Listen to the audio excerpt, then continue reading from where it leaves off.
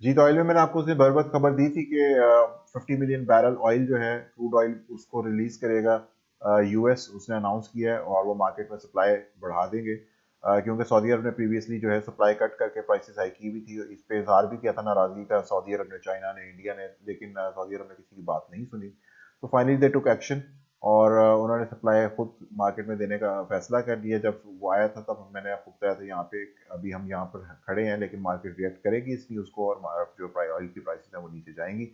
और अभी ये सिर्फ एक इनिशियल इफेक्ट है in my opinion. We could have a lot downside to this price section.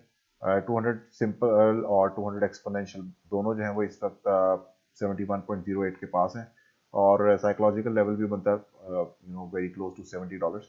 तो $70 से एक बाउंस जरूर आ सकता है in order to retest this as resistance. But I think over period of time थोड़ा सा अरसा जो है अब ऑयल जो है वो नीचे आएगा या एटलीस्ट साइडवेज जाएगा। वो भी एक बेस्ट केस सिनेरियो होगा कि साइडवेज चला जाए। But I think market is going to place the price in once the supply hits the markets. So I think it is going to come a little further more down. हमारे पास divergences जो है वो सिर्फ एक आखिरी ये point की divergence रह जाती है और वो भी अभी इसको कुछ इस बारे में सोचा नहीं जा सकता क्योंकि we don't have any sort of local low formation right now. जब तक लोकल लो फॉर्मेशन नहीं आती और वो भी इस पॉइंट से ऊपर, तब तक जो है वो डाइवर्जेंसेस जो है उनके बारे में सोचना बेकार रहेगा।